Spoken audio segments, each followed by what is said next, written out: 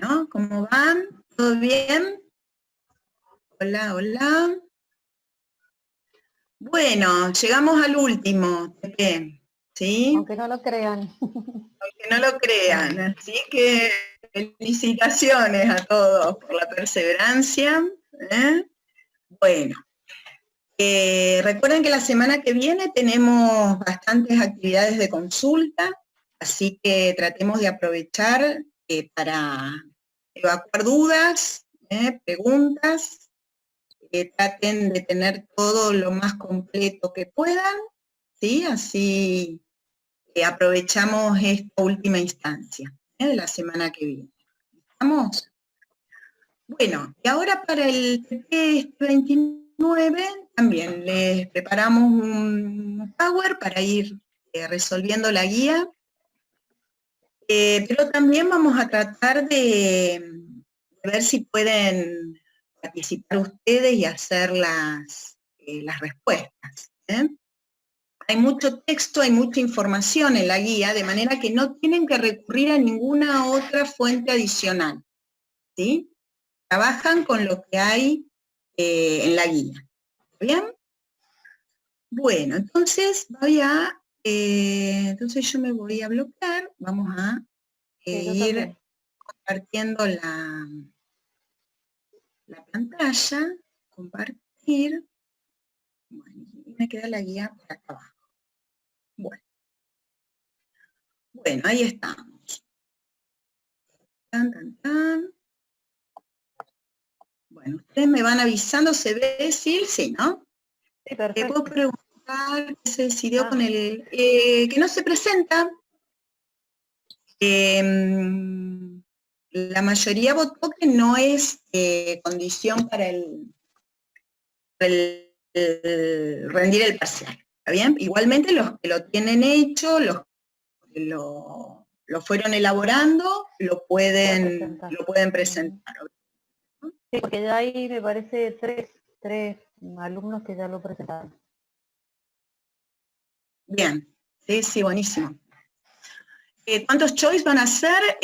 No lo sé todavía. Por ahí la semana que viene, por ahí tenemos una idea un poco más, más acabada del parcial. Todavía estamos corrigiendo los backups, así que la semana que viene nos ponemos con lo del parcial.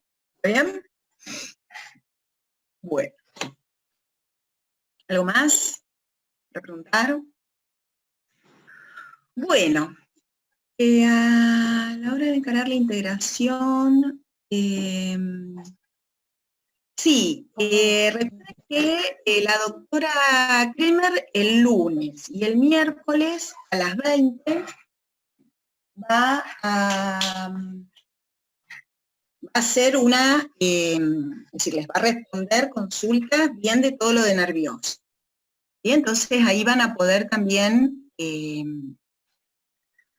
tener una idea un poco más acabada de cómo interpretar, pero sí, básicamente, es decir, la función del sistema nervioso es conectarnos con el medio ambiente, ¿sí? Así que es importante conocer cuáles son los estímulos que percibe el individuo, cómo eso se integra y qué respuestas autonómicas o somáticas se generan en consecuencia.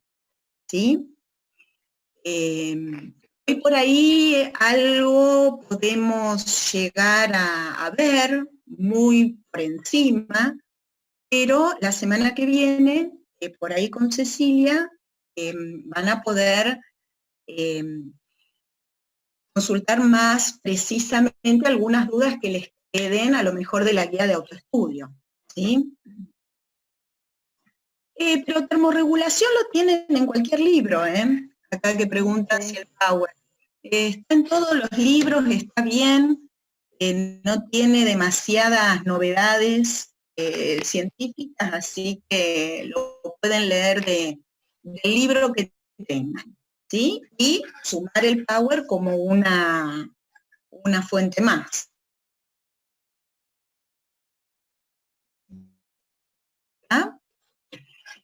Bien. Bueno, a ver qué más, qué otra duda. Que se les presente. Vamos. Bueno, ¿quiere que larguemos con el práctico? Acá tengo. Bueno. Entonces, no sé. Duda, Leila, ¿sí? Dale. ¿Querés activarte el micrófono? Hablen, ¿eh? Sí, las dudas las Bueno, tienen que escribir sí. por PET, con el chat.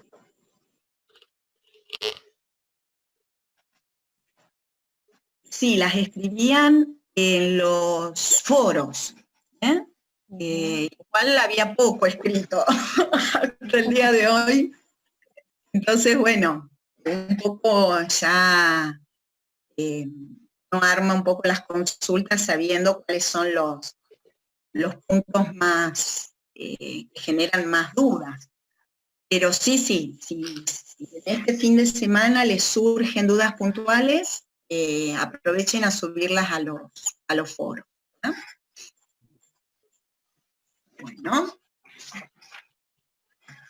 Bueno, y me gustaría que participen ahora en este. ¿Pudieron verlo? ¿Hicieron algo? Es largo, pero por ahí sería importante que tratemos de tener alguna especie de interacción.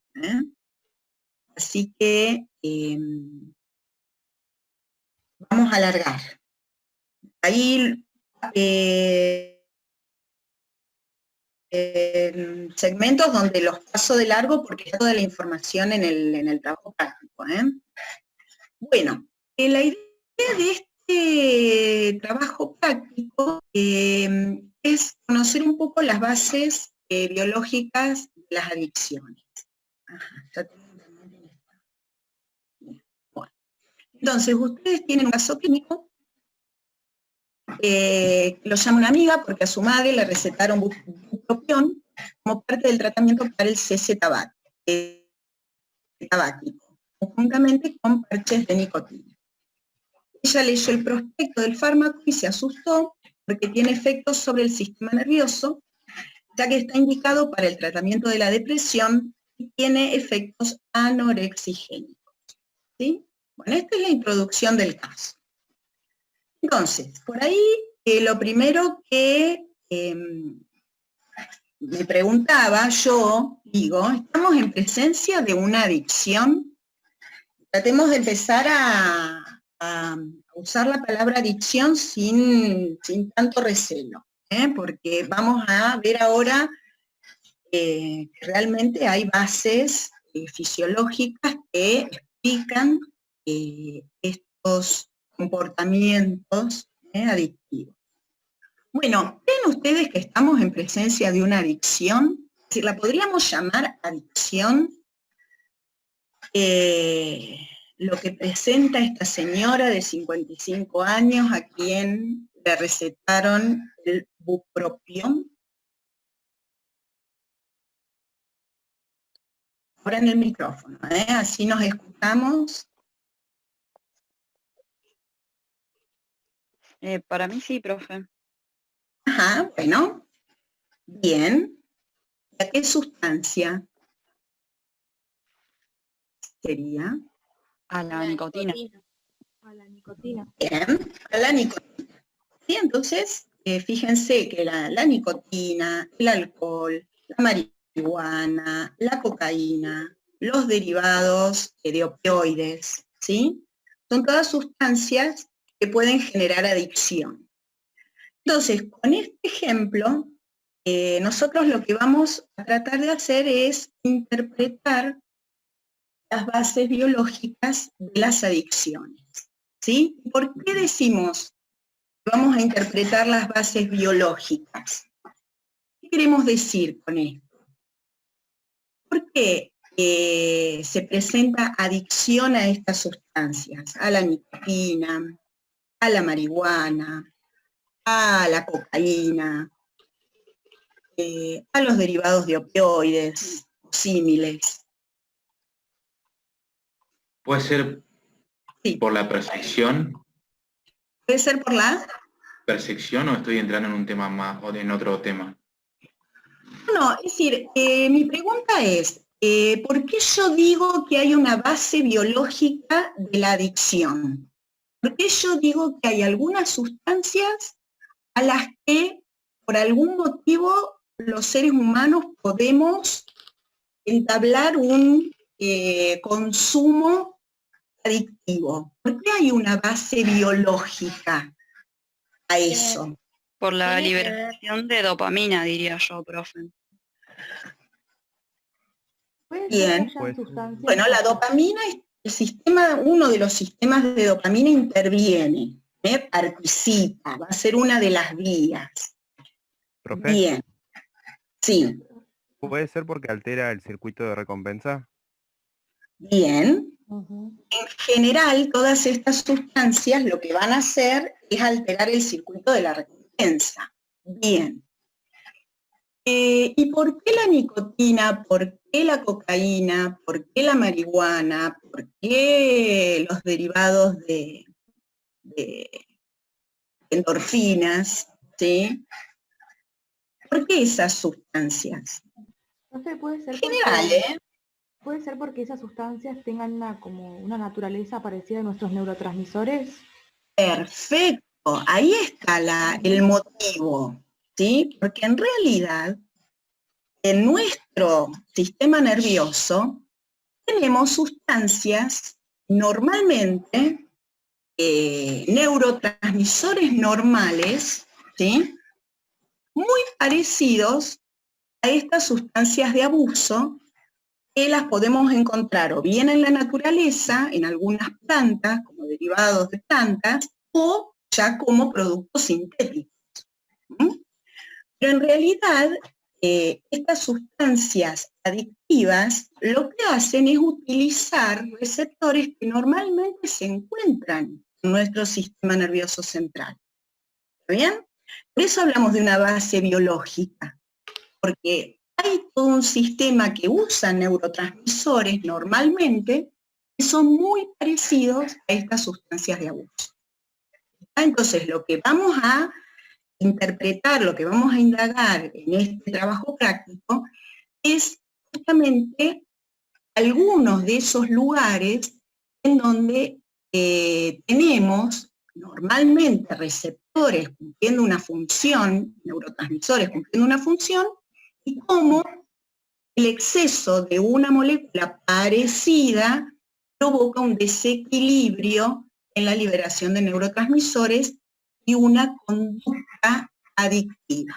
Lo tenemos que llegar a relacionar lo que ustedes bien decían del circuito de la recompensa, cómo eso se traduce en que la persona tenga determinadas conductas, ¿sí? Esa era la cuestión, que tenemos una base biológica, por algo pasa, ¿sí? Bien, bueno, entonces, tenían un texto, ¿sí?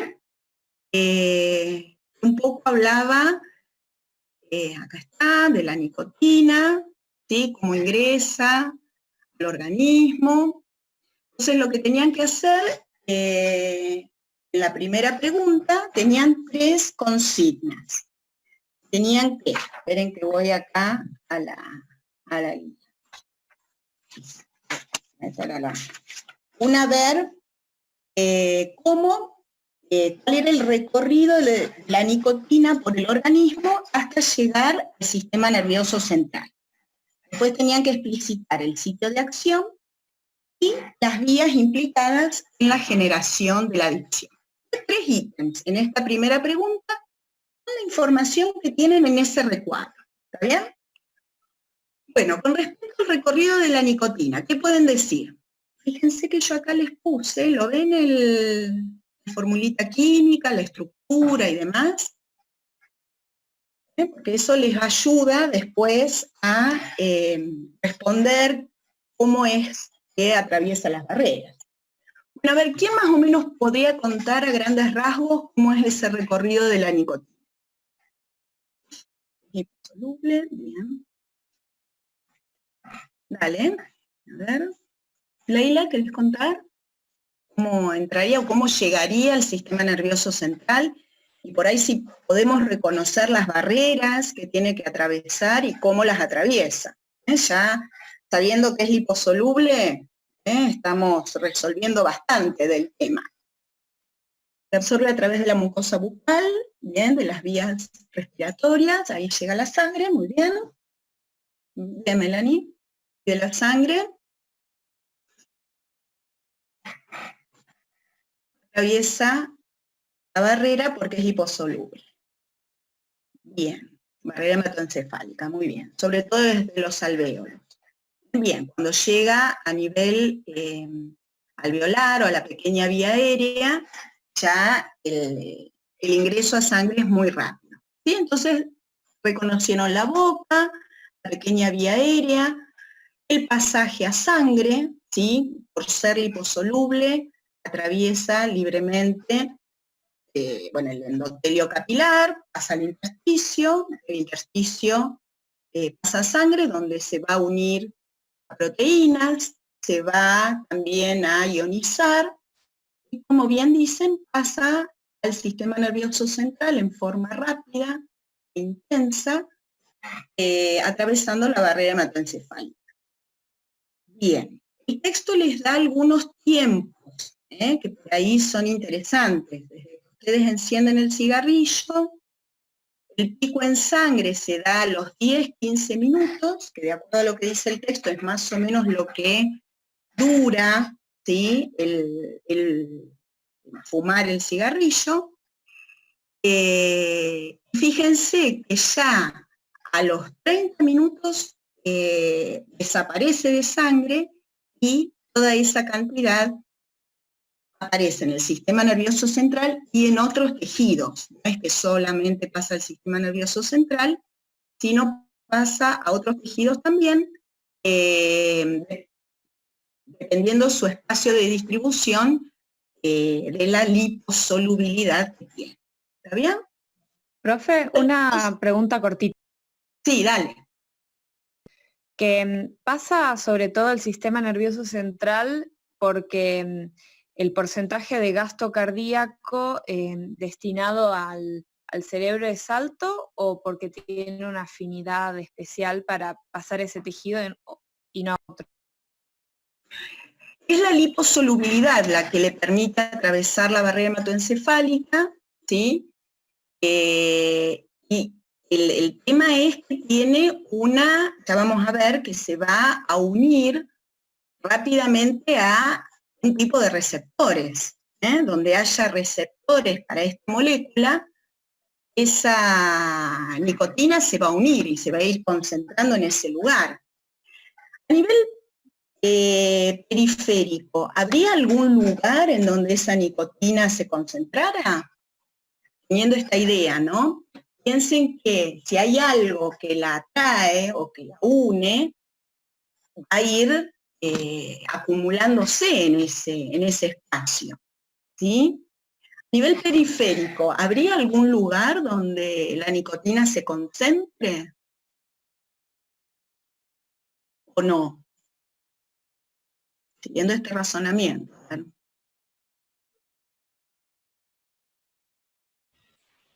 Bueno,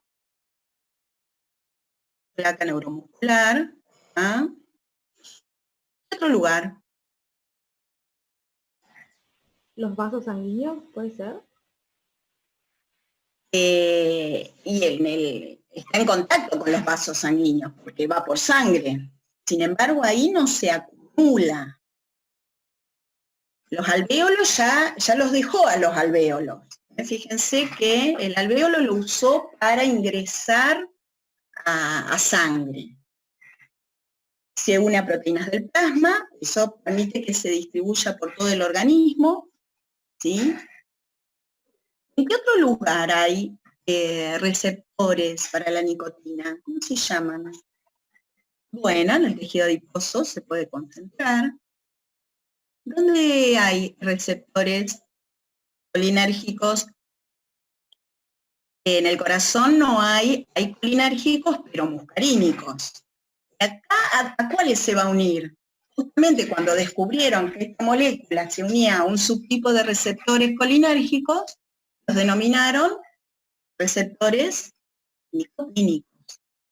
Eso. ¿Y dónde hay entonces receptores nicotínicos? Hay muchos en el sistema nervioso central, que son los que vamos a ver ahora. En la suprarrenal, bien. ¿Dónde más? Bueno, músculo, bueno, placa motora, bueno. Y en los ganglios, ahí está, bien Leila, en los ganglios, ¿sí? Así que bueno, esos van a ser los lugares donde vamos a ir a ver los efectos de la nicotina. Perfecto. Bueno, muy bien. Tenemos la primera parte, el recorrido. Lo segundo que nos pedía, su sitio de acción. Bueno, un poco ya lo estábamos diciendo. Receptores nicotínicos, pero específicamente lugares donde hay una elevada concentración de estos receptores nicotínicos, que los ubica acá en estas neuronas dopaminérgicas, la región A10, A9 del área tegmental ventral, ¿sí? Ya tenían ustedes la pregunta 2, los conecta con un dibujito que tratamos a principio de año, ¿sí? Con algunos, con la parte de introducción neuroendocrina, ¿se acuerdan de este modelo? Entonces, ahí tenemos ubicados, ya un poquito habíamos hablado, de los receptores nicotínicos, los alfa-4 beta-2, eran los postsinápticos, ¿sí? Si esta es la terminal colinérgica, en la que libera acetilcolina, hay receptores para la acetilcolina, alfa-4 beta-2 postsinápticos, y hay también presinápticos. El tema es que estos receptores colinérgicos tienen gran afinidad por la nicotina. Por eso se denominan receptores nicotínicos. ¿Sí? Bien, entonces ese es el lugar. A ver qué más les puse acá. Les piden la pregunta 2, otras señales que llegaban a esta área tegmental ventral. En realidad, en el área tegmental ventral tenemos la neurona dopaminérgica, ¿sí? Que sería esta. Y sobre esta área tegmental ventral llegan otras influencias que dijimos, colinérgicas, de los núcleos del pigmento laterodorsal, de los núcleos pedúnculo-pontinos y aferencias glutamadérgicas del córtex prefrontal. ¿Sí? Esto ya lo habíamos visto, ¿sí? De manera que ya tienen que empezar, esas estructuras ya tendrían que quedar ubicadas. Área tegmental ventral, accumbens, porque acá ya lo menciona, induciendo un notable incremento de la liberación de dopamina en el núcleo accumbens. ¿Está bien? Y estos núcleos laterodorsal y pedúnculo-pontinos y córtex prefrontal. Ahora los vamos a ir ubicando. Bien. Y el tercer aspecto que tenían que resolver en esta primera pregunta eran las vías implicadas en la generación de adicción. Entonces, la primera vía es la vía que inicia esta neurona dopaminérgica, es una de estas. Acá están todas las vías, todo el sistema dopaminérgico difuso, ¿sí? Una de estas vías es la que está mencionada en el gráfico anterior, o en el texto anterior. ¿Cuál es de todas estas? El azul, perfecto. ¿Te acordás el nombre? Bien. Bien. ¿Se acuerdan el nombre de esa vía? Mesolímbica, perfecto. El área tegmental ventral se encuentra en el mesencéfalo. ¿Sí? Esta región, acá está la protuberancia, acá está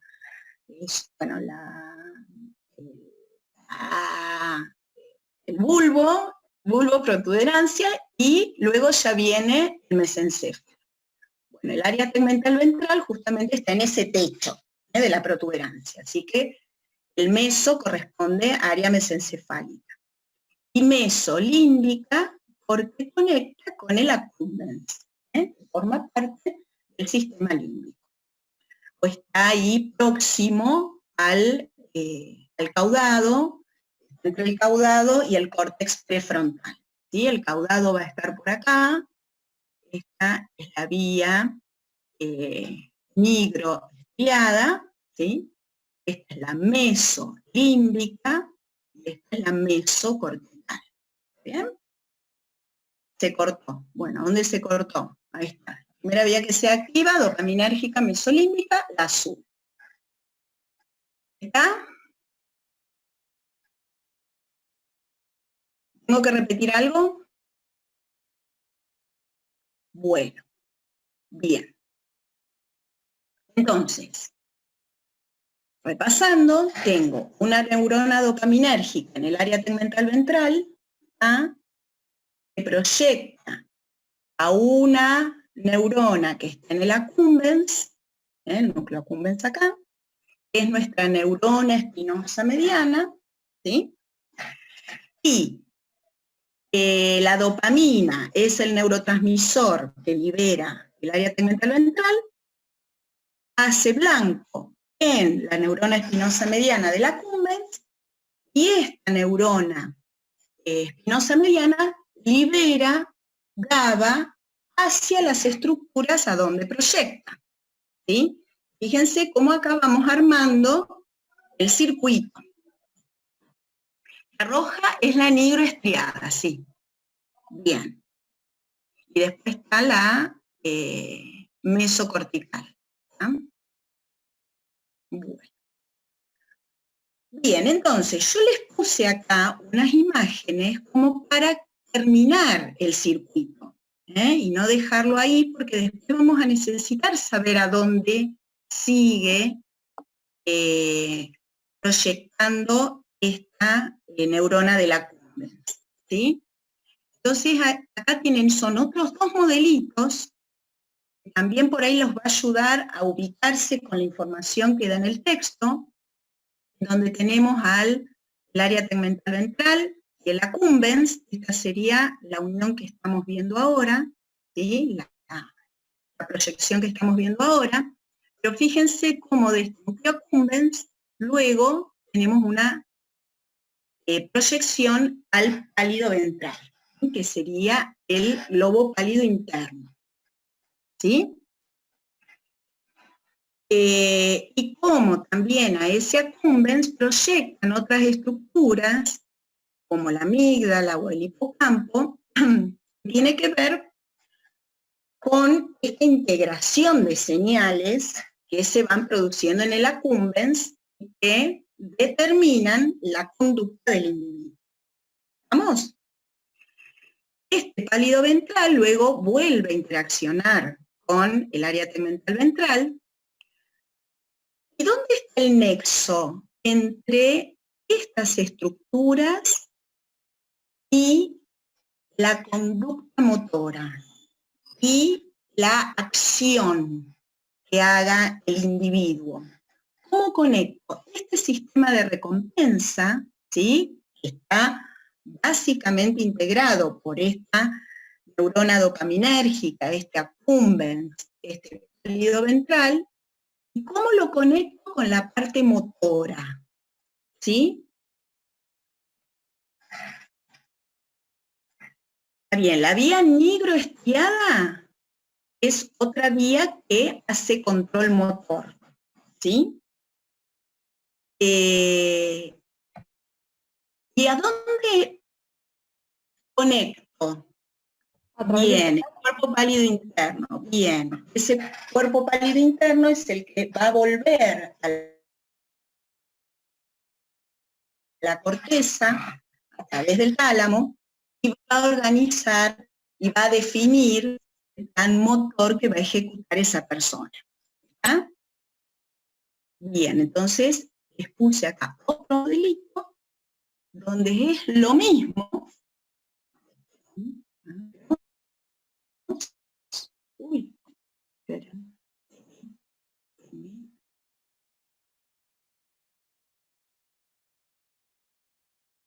Ay, porque se me cerró el PowerPoint. Ah, no, esperen, estoy acá. Ahí. Este otro modelito, espérenme, ahí se lee. Este otro modelito donde se le agrega la conexión de el pálido con el control motor. ¿Está bien?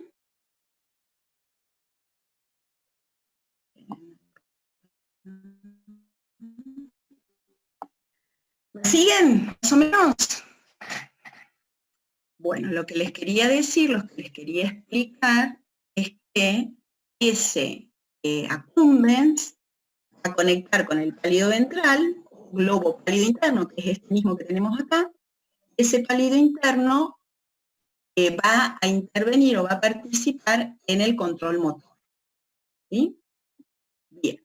Y acá tenemos el plan motor que se va a ejecutar. Bueno, pero tenemos que volver entonces a esta vía mesolímbica, ¿sí?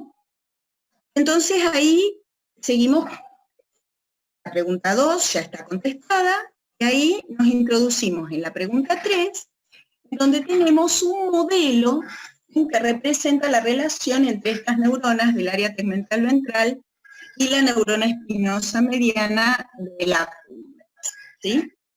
A ver, Martina. Entonces el pálido envía proyecciones. Bien, sí, el pálido envía proyecciones al área tegmental ventral otra vez, a la corteza motora, pero a través del tálamo, no directamente. ¿Sí? A través del tálamo, que es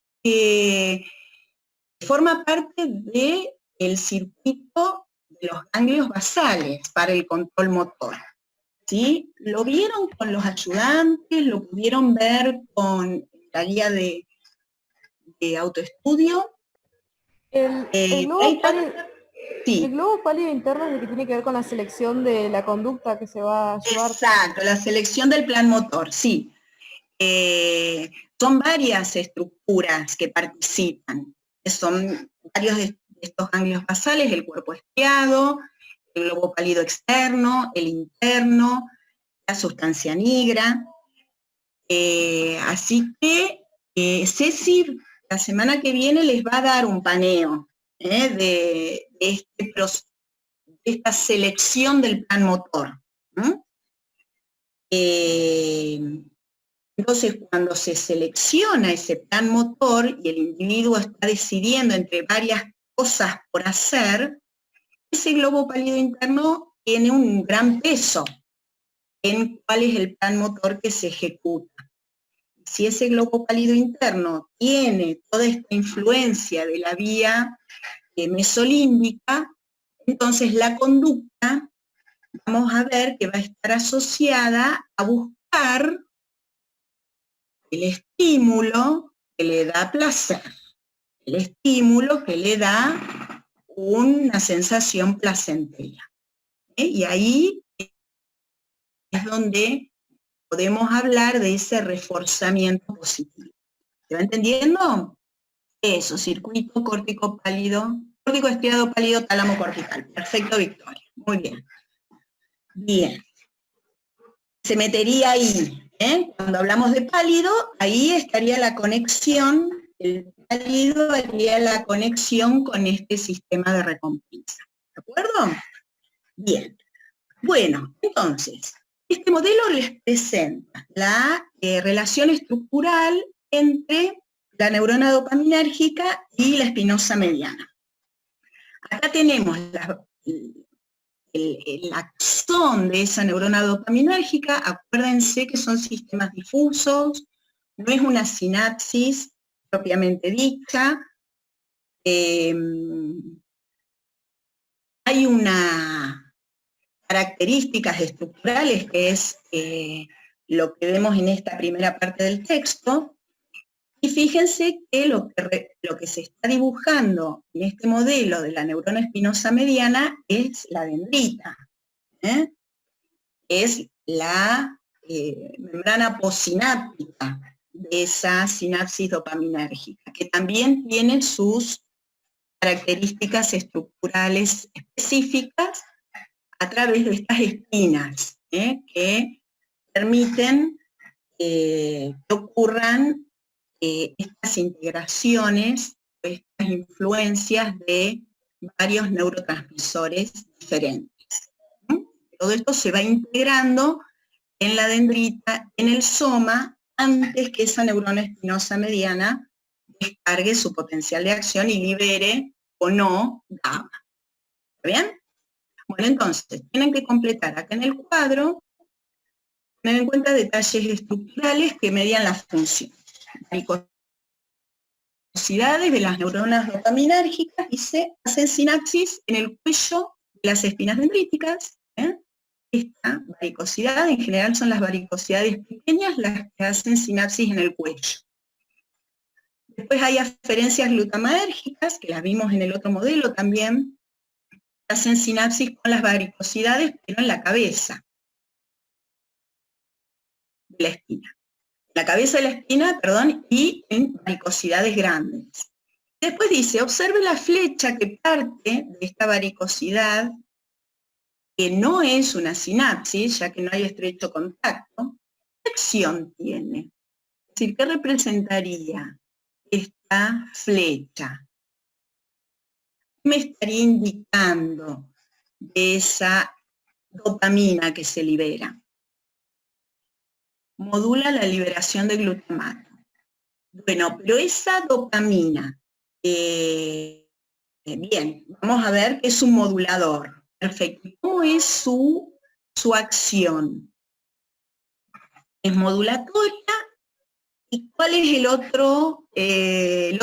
la otra característica de estos sistemas modulatorios? Demás. Una palabra. Sistemas modulatorios difusos. Es decir, ese neurotransmisor difunde, se libera al medio, a ese intersticio, tiene una acción parácrina.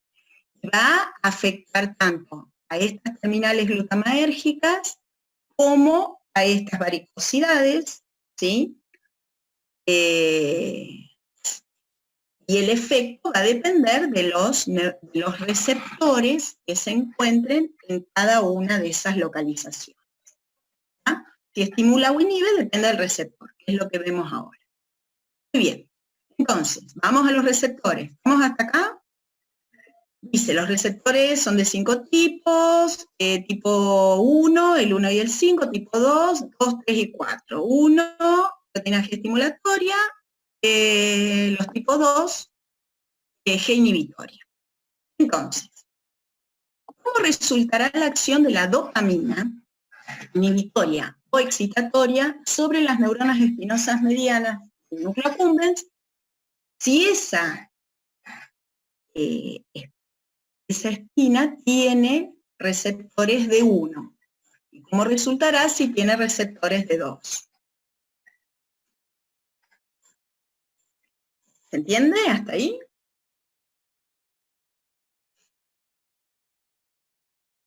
Sí. A ver si se lo dibujé. Estimula. ¿Cuándo estimula? Ahí estaría ubicado el receptor dopaminérgico, ¿sí? Si ese receptor dopaminérgico en azul es de 1, bien, la sinapsis va a ser excitatoria. Perfecto. Ahora, si esa espina tiene el receptor de 2, ¿qué va a pasar con esa sinapsis? Va a ser inhibitoria. Perfecto. Entonces, vamos a tener, hay neuronas espinosas medianas que tienen receptores de 1 y hay otras que tienen receptores de 2, ¿sí? Entonces, sobre algunas va a estimular la liberación de GABA y sobre otras va a inhibir la liberación de GABA. ¿Bien? Bien, entonces, si en ambos casos las neuronas espinosas medianas reciben idéntica estimulación excitatoria glutamadérgica, ¿sí? Idéntica, que proviene del córtex, pero presenta en el cuello distintos receptores dopaminérgicos, D1, D2, ¿cómo será la integración de su respuesta? Mayor respuesta o menor respuesta. Es lo mismo, ¿no? Si tienen receptores D1, la respuesta va a ser mayor, son excitatorios. Si tienen receptores D2, la respuesta va a ser menor, porque tienen receptores inhibitorios. ¿Está bien? Acuérdense que esto es una dendrita, ¿eh? Todavía esto genera un potencial local, ¿sí? Que va a ser mayor o menor. Y esto todavía se tiene que seguir sumando a todas las influencias que vayan llegando por todas las dendritas de esta espinosa mediana, hasta que luego en el cono axónico se haga la sumación espacial y temporal. ¿Está bien? Profe, tengo una pregunta.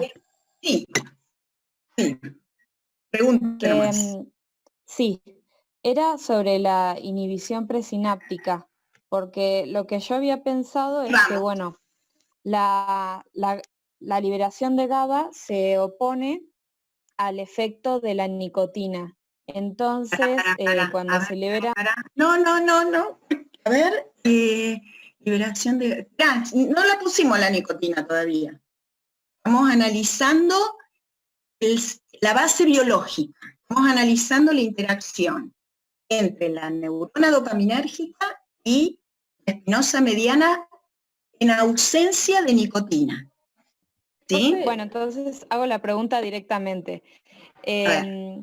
Si la dopamina actúa mediante su receptor del tipo D1 sobre la neurona presináptica que libera glutamato.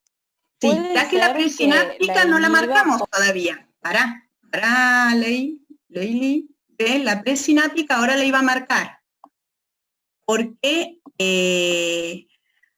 teníamos otra complejidad adicional. Fíjate, a ver, vamos a ubicar acá, yo sí los ubiqué ya. A ver si aparecen en rojo. Ahí. Estamos de acuerdo que esos son receptores que están cumpliendo una función distinta a la del azul, ¿sí? Son receptores presinápticos en la varicosidad y en la glutamatérgica. ¿A eso te referías, Leila? ¿A esos receptores? Claro, sí, en realidad me refería que si hay receptores D1 en la neurona presináptica que libera glutamato, ¿podría llegar a inhibir con una inhibición presináptica, o sea, digamos, aumentando la positividad del umbral para que la liberación del glutamato sea más débil? Bueno, la respuesta a esa pregunta viene con las características que tiene esta neurona dopaminérgica. ¿Se acuerdan cuando vimos este práctico? Habíamos dicho, y que lo volvemos a retomar ahora un poquito más adelante en la otra pregunta, que tenían una liberación fásica y una liberación tónica. ¿Se acuerdan de eso? Que la liberación fásica era un phasic burst, era un estallido, es decir, había una liberación masiva de dopamina, probablemente por una gran liberación de glutamato, de estas aferencias, ¿sí? Eso generaba la estimulación de estos receptores postsinápticos, ¿bien?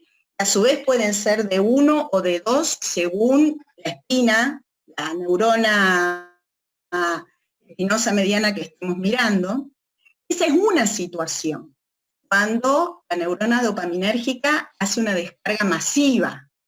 Pero la neurona dopaminérgica tiene otro comportamiento también, cuando no le está llegando suficiente estimulación glutamatérgica. ¿Cuál era? Tenía una descarga tónica.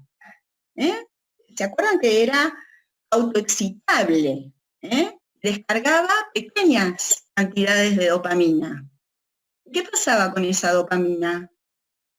¿Quién la agarraba? ¿Llegaba a estimular al receptor postsináptico?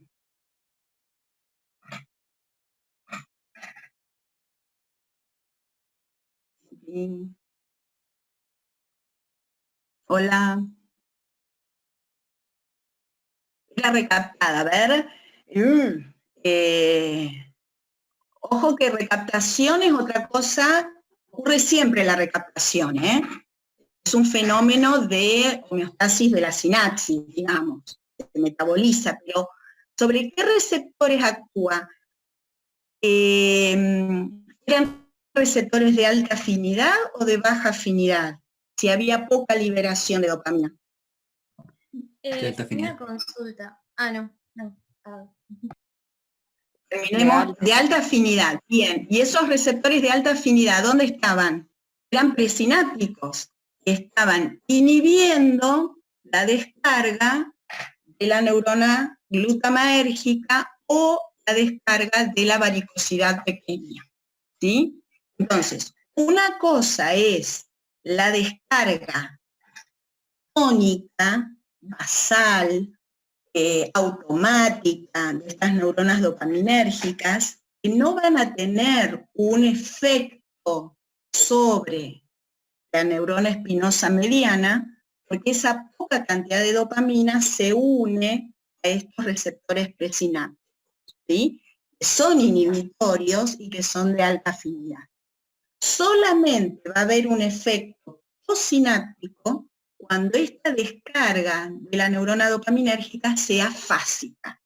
Esa descarga fásica solamente va a ocurrir cuando la liberación de glutamato, por ejemplo, o la influencia de estos núcleos del puente, estos núcleos continuos, sea alta, ¿sí? Ahora sí vamos a ver cómo hace la nicotina para interferir en esto. Pero esto es lo que tenemos, la base estructural, la base funcional que tenemos normalmente, fisiológicamente. Y ahora la vamos a meter a la nicotina. ¿Esta Leila queda aclarada por ahí la pregunta o no? Ay, perdón, para atrás. Qué sé yo, en realidad apuntaba a algo más básico. A ver. Por eso, tengan en cuenta que estos receptores de los que hablamos acá, de 1 y de 2, para ver qué pasa con la neurona posináptica, solamente va a ocurrir eso cuando estemos con una descarga fásica, es decir, cuando haya una descarga masiva de dopamina. Exacto. Cuando hay una descarga tónica es como que el sistema no está activado, porque es una descarga mínima, con cuantos pulsos, que depende del automatismo de esta neurona dopaminérgica, que en realidad no genera señalización, así que no hay activación de la accumbens. Y cuando es fásica, sí se estimula. Es decir, para activar el sistema necesitamos que haya una descarga fásica. Esa sería la conclusión. ¿Está bien? Bien. No, yo no entendí, perdón. ¿Se puede repetir esa última parte? Acá, tomando lo que dice Martina, dice que cuando la descarga es tónica, inhibe indirectamente a la accumbens, es decir, en realidad no lo estimula, no es que lo inhibe. Es decir, la descarga tónica no llega a estimular esos receptores sinápticos, porque esa poca descarga de dopamina es captada por estos receptores presinápticos de alta afinidad. Solamente va a haber una activación de toda esta vía de recompensa cuando la descarga de la neurona dopaminérgica sea fásica, es decir, cuando haya una liberación masiva de dopamina. ¿Ah? Tanto en la varicosidad grande como pequeña. Encima después pasa eso, hay varicosidad grande, varicosidad chica. Y bueno, estas están las chiquitas, las pequeñas, son las que tienen más contacto, más cercano con el cuello de la espina. Entonces, la liberación acá es donde tiene más potencia. Bueno, y un poco eso se logra ver en modelito que está acá abajo, se los puse no para complicarlos, por ahí algunos si lo quiere ver en detalle, por ahí le ayuda a entender, pero a lo que vamos es que empieza a haber una relación muy compleja entre la neurona dopaminérgica, que tiene distintos tipos de funcionamiento, que puede ser tónico-fásico, las influencias que recibe esa neurona dopaminérgica desde el córtex o desde el tronco, y a su vez tenemos distintos tipos de receptores ubicados en lugares diferentes, con afinidades diferentes y con efectos, algunos estimuladores y otros inhibitorios. Entonces fíjense que en este pequeño lugar ya hay una gran cantidad de variables que van a determinar qué es lo que pasa con la descarga de la cumbens. ¿Sí? ¿Está? Bueno, pasamos a la que sigue.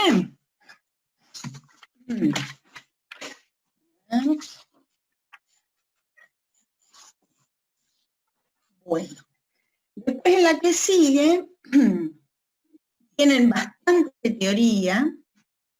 Entonces dice, podemos pensar entonces al sistema nervioso central como un conjunto de circuitos simples o pequeños. Profe, Sí. no se ve la siguiente diapositiva. Ah, ahí no la cambié. Ahí está. Ah, está bien. Bueno, acá el ítem 4, donde tienen los conceptos de circuitos o redes. En realidad esto que estábamos mostrando acá es un circuito, es decir, es una pequeña interacción entre dos centros del sistema nervioso central, era el área tegmental ventral y el núcleo accumbens, ¿sí? Y fíjense ya la complejidad que tiene esta relación funcional.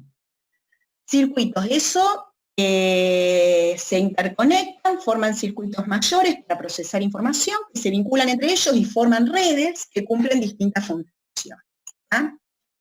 Bueno, estos circuitos se especializan en recibir información, que son todas estas vías sensitivas que repasaron con Gonza en el práctico anterior. Procesarlas es la integración. De alguna manera esto es un circuito de integración de señales y enviar una respuesta. Circuitos que median las referencias, que median las respuestas, ya sean respuestas motoras o respuestas autonómicas. Bueno, ahí después tienen los componentes, interneuronas, neuronas de proyección, neuronas moduladoras. Bueno, y hablo un poco del circuito de la recompensa, ¿sí? Es la base neuroanatómica y neuroquímica de la adicción. Es esto que estuvimos conversando hasta ahora. Bueno, en realidad estos mecanismos de recompensa son claves para la supervivencia, desempeñan un rol en el estímulo para la alimentación, la reproducción, el aprendizaje. A ver, estos circuitos, como siempre les digo, no están para que las personas se vuelvan adictas. Es decir, normalmente están cumpliendo otra función. Es una función de supervivencia, ¿sí? Tiene que ver con la búsqueda de alimento, con la reproducción, con el aprendizaje, ¿sí? Entonces, las drogas de abuso lo que hacen es activar este circuito de forma anormalmente intensa, induciendo el aprendizaje de conductas de consumo de droga y reforzando los estímulos que desencadenan dicho consumo al alterar el balance neuroquímico del circuito por modificación de la actividad de estas neuronas dopaminérgicas. Entonces, ya tenemos medianamente el circuito analizado, vamos ahora, bueno, acá es donde les repasamos esto de tónico y fásico. Esperen que volvemos atrás. Entonces, fíjense, normalmente o naturalmente estímulos importantes para la supervivencia van a estimular el área tegmental ventral y generan la liberación fásica y rápida de dopamina.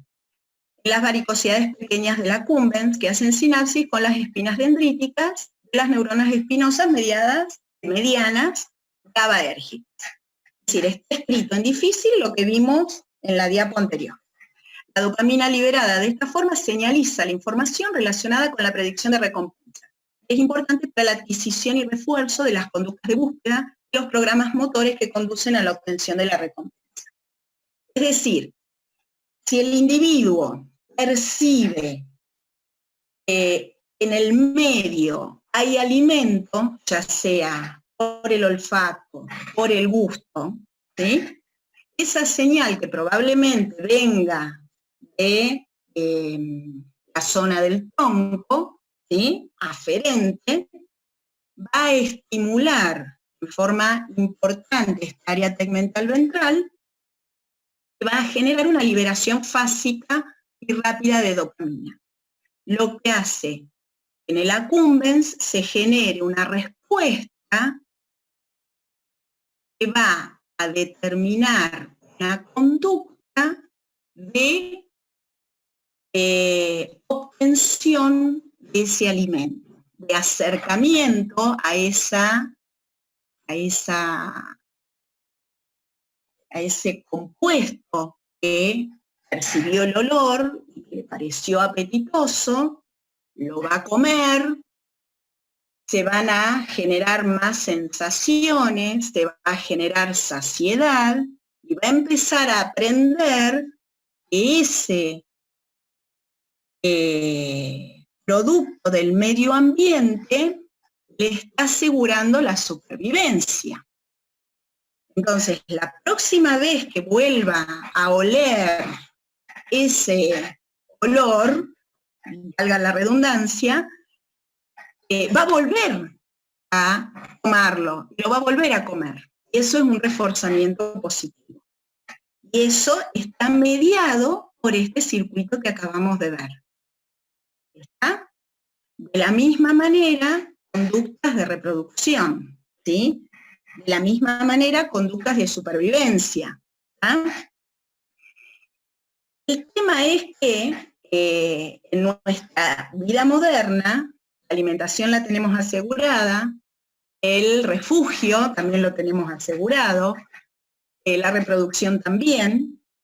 Entonces, los individuos empiezan a buscar recompensas o activación de estos sistemas de recompensa en otras señales del medio ambiente. ¿Ah? Y ahí es donde se empieza a generar este reforzamiento cuando la acción que lleva adelante esa persona genera un resultado afectivamente beneficioso. Entonces eso lo va a volver a repetir. La base estructural para que elija otra vez hacer eso es que se activa este circuito de recompensa, con una liberación fácil y rápida de dopamina. Esto es lo que tiene que pasar. ¿Sí? ¿Se da por aumento de glutamato? Perfecto. Se da por aumento de glutamato, es decir, por una mayor descarga, por ejemplo, de glutamato que viene del córtex, ¿sí? Del córtex prefrontal. Una mayor descarga de acetilcolina que viene del tronco encefálico, ¿sí? O influencias en una de las primeras, influencias del hipocampo, influencias de la amígdala, que son las estructuras que tienen que ver con las emociones y con el aprendizaje, ¿sí? Entonces todo eso le va a ir generando un entorno neuroquímico que va a estimular más o menos a esta área tegmental ventral. Sí. ¿Preguntaba alguien?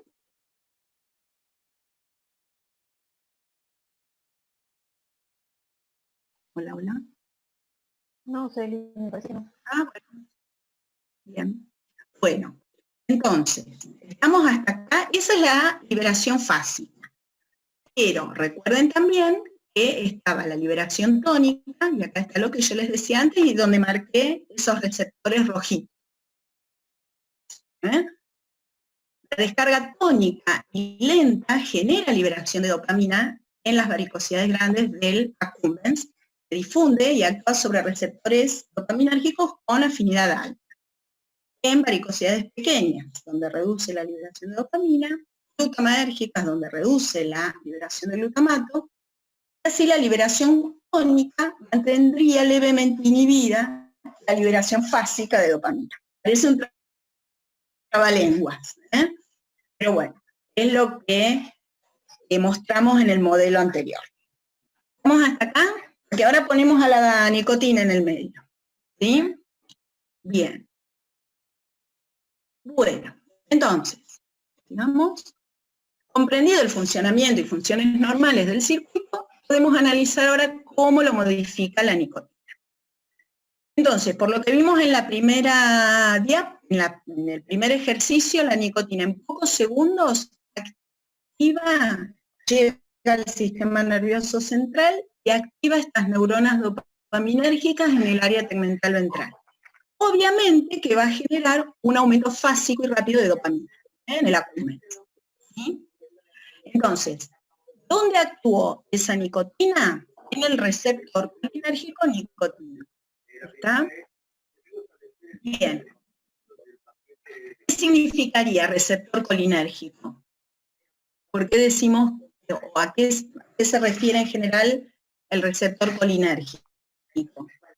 Al que une qué molécula. Acetilcolina. Acetilcolina es el neurotransmisor normal, el neurotransmisor fisiológico, ¿sí? Y la clase nicotínica o el grupo de receptores nicotínicos se definió de esa manera cuando se ve que la nicotina se une específicamente a un determinado grupo de receptores colinérgicos. Bueno, tienen acá las estructuras de dos de los receptores colinérgicos que estuvimos analizando en estas unidades, el alfa 7 y el alfa 4 beta 2. Son muy parecidos, pero tienen algunas diferencias en cuanto a su funcionamiento. Lo tienen todo descrito en estos gráficos, ¿sí? Entonces, lo que tenían que hacer ustedes es hacer una síntesis, ¿sí? Que exprese las principales características de este receptor y tipo de potenciales postsinápticos que genera. Bueno, a ver qué pusieron en la síntesis, ¿okay? ¿Qué cosas resaltaron de estos receptores nicotínicos?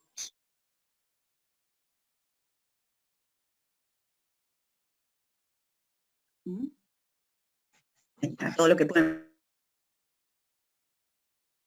poner, los subtipos.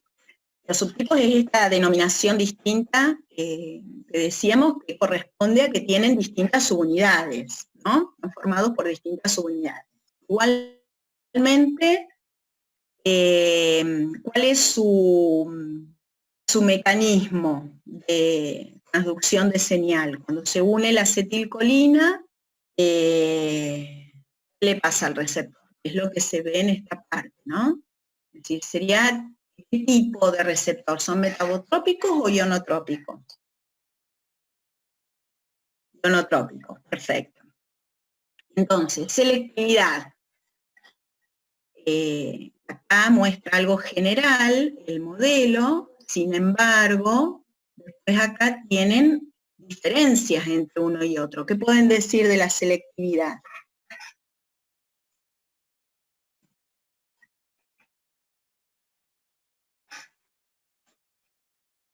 ¿A qué se refiere selectividad? ¿A qué ion es el que puede pasar una vez que se abre? ¿Y qué ion puede pasar? Calcio y sodio.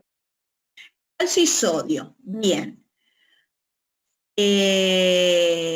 Bien, entonces acá empiezan ahora las diferencias entre el alfa 7 y el alfa 2 beta 4, alfa 4 beta 2. ¿Qué diferencias hay? Con la selectividad para el calcio, por ejemplo. Es decir, el sodio en ambos casos va a entrar siempre. Sin embargo, el calcio entra mejor por uno que por otro. ¿Por cuál entra mejor? Por el alfa 7. Perdón lo que dice acá el texto. Bien, por el alfa 7. Perfecto. Lo que estamos tratando de hacer en este ejercicio es interpretar la información, nada más que eso. Bien. Como consecuencia, cuando se activan los receptores nicotínicos, ya sea el alfa 7 o el alfa 4 beta 2, ¿qué efecto posináptico vamos a tener? Una despolarización. Perfecto. Siempre hay una despolarización. ¿Ah? Es decir, ¿qué tipo de potencial se genera? Excitatorio. Bien, un potencial posináptico excitatorio. Siempre. ¿Ah? Esa es la característica del receptor nicotínico. Sea cual fuera el subtipo que estemos analizando. ¿Está bien? Bueno, entonces vimos subtipo, que son ionotrópicos, selectividad. La otra característica es la velocidad de activación. Parece que hay uno que se activa más rápido que otro, se ven las curvitas, ¿no?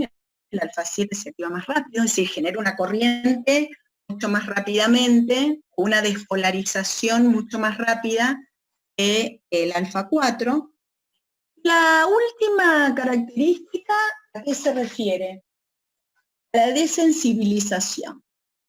Y eso tienen abajo un modelo que explica qué es este concepto. A ver quién lo puede resumir.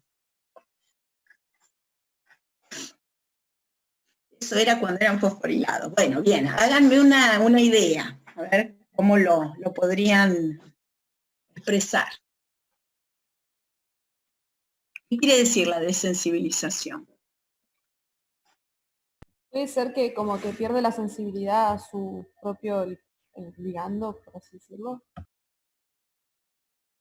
Bueno, bien, lo que sucede en personas, bueno, esperen, no se vayan a las personas, estamos hablando de un receptor en una membrana que está modificando un potencial de membrana, ¿sí? Potencial posináptico. Entonces, quedémonos en ese nivel.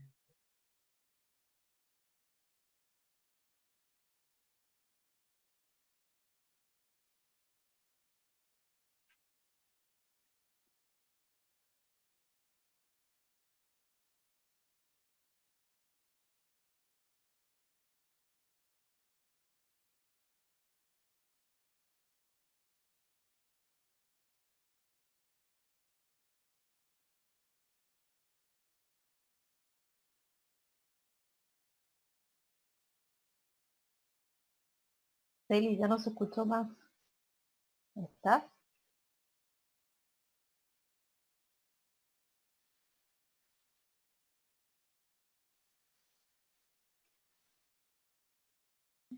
Se le cortó a Celi la conexión. ¿Ustedes me están escuchando a mí?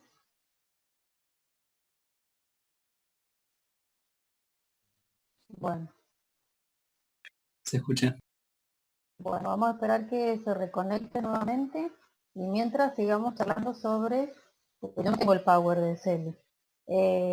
¿A qué se refiere con desensibilización de los receptores?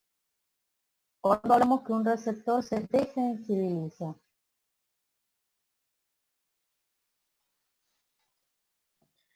Puede ser que mientras lo que sería el ligando se va uniendo como a cada subunidad del receptor, como que se van ocupando los lugares y llega un momento en el que el receptor ya no puede como recibir más ligandos, entonces no puede generar la acción y se inhibe, o sea, no funciona más. Bien, o sea, se inactiva. Bien. ¿Y de qué manera? ¿Es reversible o irreversible? Esa desensibilización. Es reversible. Reversible. Bien, ¿y por qué? Bien, ¿por qué decimos que es reversible?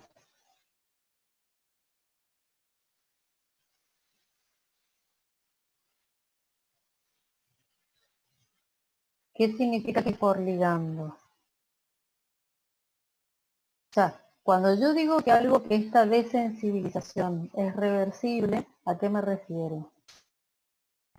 Y debe haber algún proteína o mecanismo que se encargue después de captar ese ligando para volver a como estabilizar el receptor, ¿o no? En realidad es por si, o sea, si ya no hay más, por ejemplo, el estímulo, es decir, en este caso, ¿cuál sería el estímulo? ¿Qué es lo que se estaría uniendo a este receptor?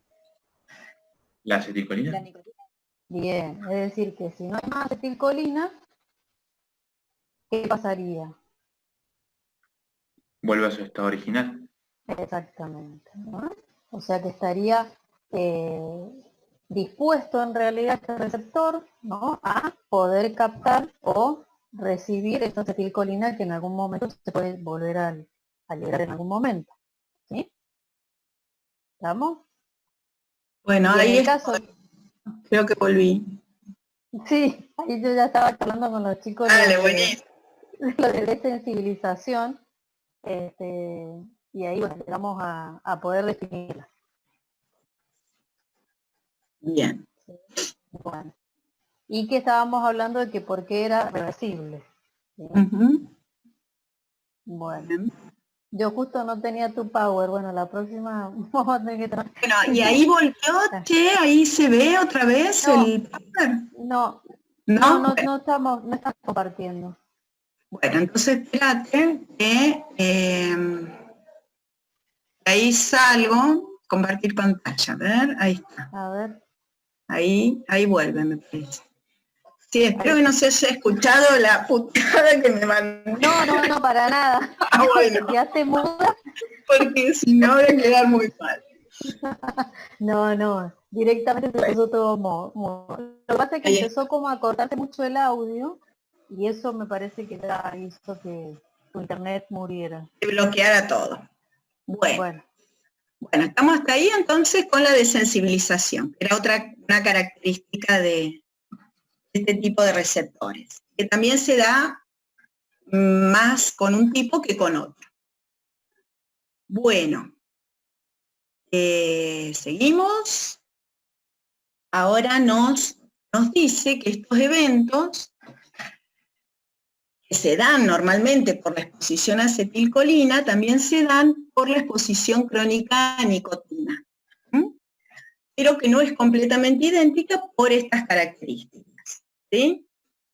Bueno, sin embargo, el hecho que haya nicotina en forma relativamente continua, bueno, justamente debido a estas propiedades de que la acetilcolinesterasa no la hidroliza, de que la nicotina activa estos receptores postsinápticos con mucha más potencia, que puede entrar a la célula atravesando la membrana libremente, hace que la nicotina permanezca más tiempo, con mayor potencia, actúe sobre los receptores nicotínicos que la propia acetilcolina. Entonces, la presencia de nicotina me está modificando el balance de no solo de neurotransmisores, sino de señales que está generando sobre las membranas postsinápticas. Bueno, después acá tienen un modelito, dice, ejemplifica estos efectos al desensibilizar los receptores, tienen que escribir un párrafo. Pero bueno, a ver qué pudieron entender. Es medio controvertido este modelito. Pero a ver ustedes cómo lo entendieron. ¿Qué pueden decir de acá? ¿Qué ven?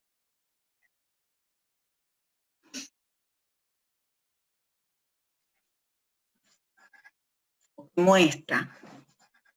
A ver si recupero el chat.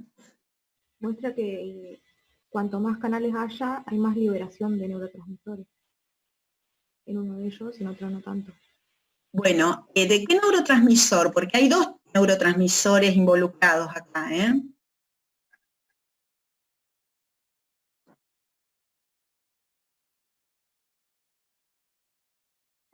La acetilcolina estimula la liberación de dopamina. Perfecto. Eso es lo que vemos en el primer modelo, la acetilcolina, que es el naranja, estimula la liberación de dopamina y tenemos una medida de esa liberación a través de ese potencial. Y en el tratado con nicotina, ¿qué se ve?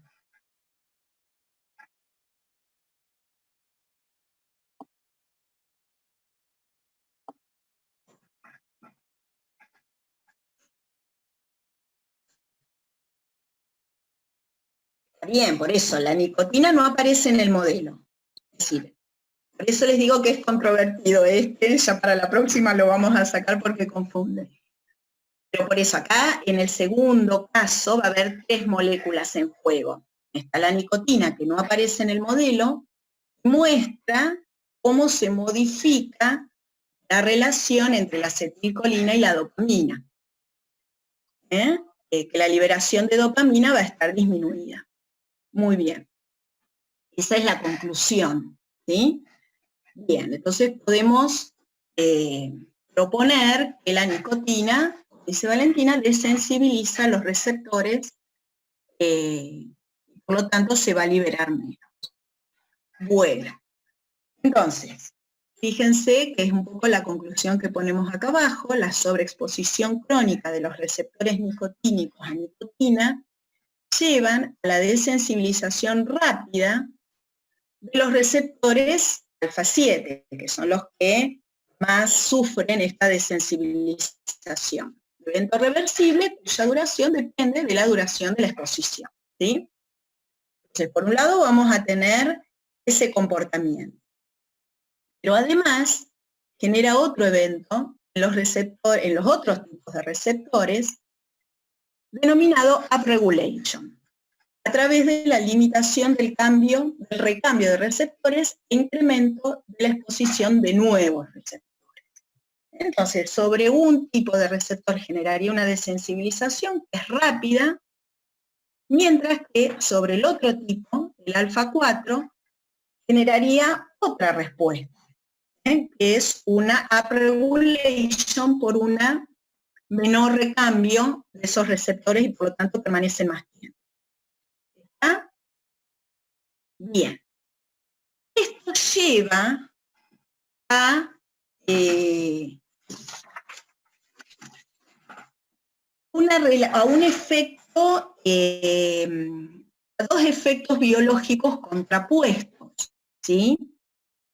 Que los podemos ver en el gráfico que aparece acá, ¿sí? Y que son los conceptos de sensibilización y tolerancia. Entonces, desensibilización, upregulation, downregulation, son fenómenos moleculares, ¿sí? A nivel de la membrana. Mientras que sensibilización y tolerancia van a ser efectos biológicos. ¿Está? Bien. Dice, el gráfico expresa la relación entre el aumento de la dosis del agonista y el efecto biológico.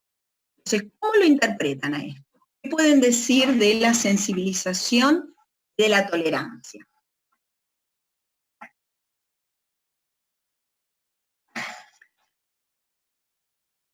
La sensibilización hace que a menores dosis se genere un mayor efecto. Bien, a ver, la sensibilización es esta curva, ¿sí? Hace que a menores dosis, uno está acá, ¿no? Esta es la curva normal. Pero ustedes se ubican en una curva normal. Para yo tener este efecto, necesito esta dosis. Cuando estoy sensibilizado, con la misma dosis, obtengo más efecto. Esta es una forma, ¿sí? Bien. Y en la tolerancia se necesita más dosis para obtener el mismo efecto. Bien. ¿Sí? este efecto, para yo tener el mismo efecto en la tolerancia, voy a necesitar una dosis mayor. ¿Estamos? O bien lo pueden interpretar como yo estoy obteniendo normalmente este efecto, estoy ubicada en este punto de la curva normal y con esta dosis logro este efecto. Si estoy sensibilizado, ¿sí?, puedo lograr el mismo efecto con menor dosis. O como también decía Valentina, con la misma dosis logro mayor efecto. Es lo mismo. ¿Se entiende? Con la tolerancia es lo opuesto. Se necesita más dosis, o bien, con la misma dosis, el efecto es menor. Bien. Entonces, para intentar entender los cambios que se generan en el circuito de la recompensa, en un fumador, analicemos el siguiente gráfico. Primero pide el eje. Vamos a este gráfico de la derecha ahora. Nos falta el eje X. ¿Cuál será? Fíjense que tienen concentración de nicotina en función de qué. ¿De qué será?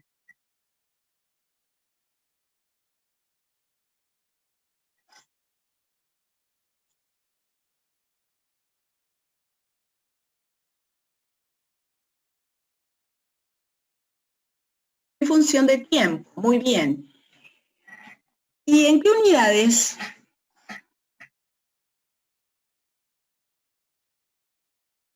Minutos. Minutos. A ver, ¿y qué sería cada uno de estos? Horas, minutos, horas.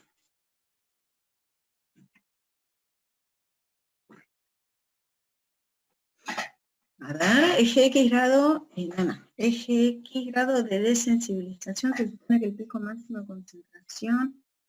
Bien. Bueno, por eso, tienen que ajustar el eje tiempo. Bien, en esos tiempos. Está bien. ¿Y qué quiere decir esto? Este punto y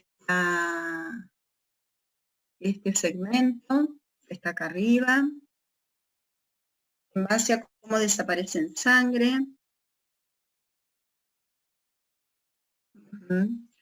Por eso, de acuerdo a lo que decía el texto, cuando uno fuma un cigarrillo, se genera un pico y luego desciende, ¿sí? Y entre que empezó a fumar y los 30 minutos, en el medio tenemos el pico. ¿Ustedes qué están poniendo acá? 5, 10, 15, 20, hasta 30, yo no veo un pico ahí. A ver.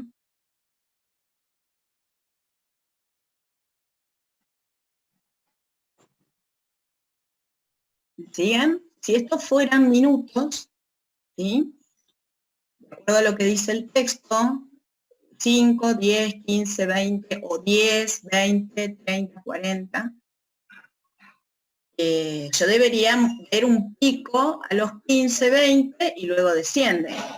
Estoy fumando un cigarrillo y no es lo que muestra esta curva. Ahí Paula dice, ¿no habla del consumo de nicotina en un día? Bueno, a ver, Paula, ¿por qué te parece que puede ser en un día?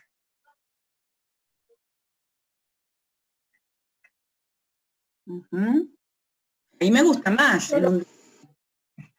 Yo lo había pensado por los palitos que aparecen arriba de la curva, sobre la parte superior, como que era ese iba a ser como, no iba a tener un consumo constante, y lo pensé acá, como en el inicio, como a la mañana, y acá como a la tarde al final.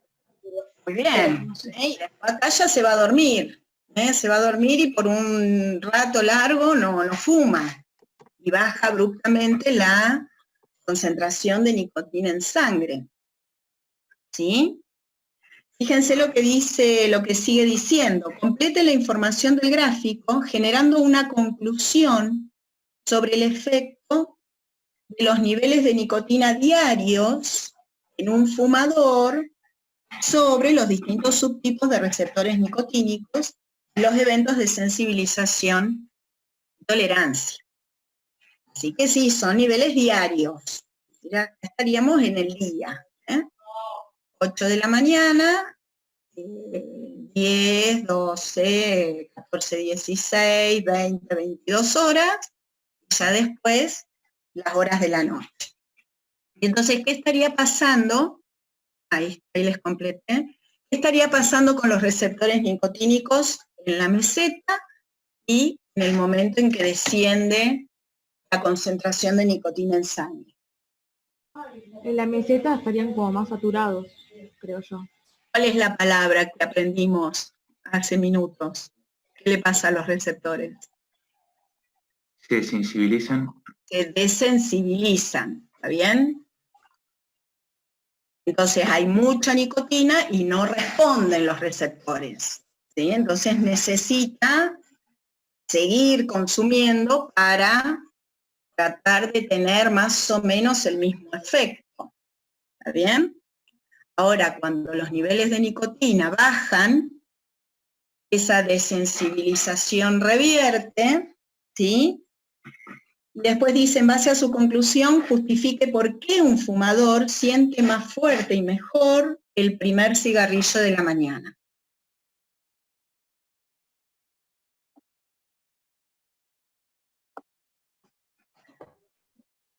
Y Tiene no que es ver- porque ¿Se ya no están sensibilizó nuevamente? sensibilizados que van a responder más a la nicotina. Bien. ¿O no? A ver, ¿qué más? Se restablece la sensibilización, o sea, claro, desaparece la desensibilización, revierte, ¿sí? Vuelven a estar sensibles. Entonces, con la misma dosis, que es la dosis de un cigarrillo, el efecto biológico es mayor. Entonces, fíjense cómo vamos, nos vamos moviendo otra vez en esta curva entre sensibilización a la mañana temprano y tolerancia durante el día. ¿Ah? Bien. ¿Estamos? Bueno. Entonces, estas modificaciones que tienen que ver con características propias del receptor, bueno, tenía que escribir la conclusión, creo que quedó contestada. Estas modificaciones que tienen que ver con los receptores nicotínicos, las consideramos modificaciones plásticas a corto plazo, ¿sí? Porque se dan en un tiempo relativamente corto. Entonces, ¿cuál es la conclusión? Se puede decir que una de las consecuencias funcionales en los fumadores crónicos relacionadas a los mecanismos plásticos de desensibilización es el fenómeno de, ¿qué pongo acá? Entonces, la desensibilización está relacionada con la ¿Tolerancia? con la tolerancia, muy bien, que genera una necesidad de obtener y autoadministrarse dosis de nicotina para obtener el efecto original. Mayores. Mayor, muy bien. O sea, a nivel neuroquímico, una liberación de suficiente para activar el accumbens. ¿Lo habían visto? Bien, perfecto. Bueno, esto es plástico a corto plazo. Después tenemos, si hay a corto plazo, vamos a tener plásticos a largo plazo. Es lo que denominamos potenciación a largo plazo. Esta es la sigla, LTP. Y acá están involucrados otros receptores, que no son los nicotínicos. Acá están involucrados los receptores glutamatérgicos. ¿Sí? Bueno, tienen toda la descripción de los distintos tipos de receptores glutamatérgicos, ¿sí?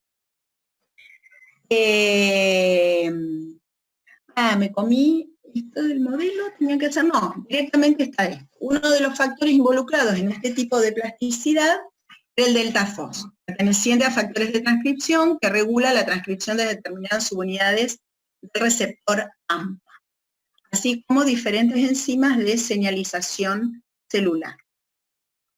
Entonces, usted puede concluir que otro cambio plástico del consumo de nicotina en el área tegmental ventral es la modificación de la relación entre receptores tal y cual.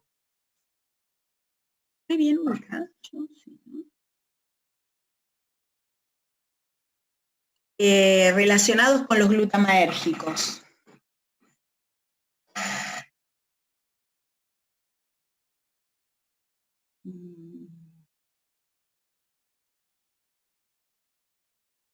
Es decir, hay un cambio en factores de transcripción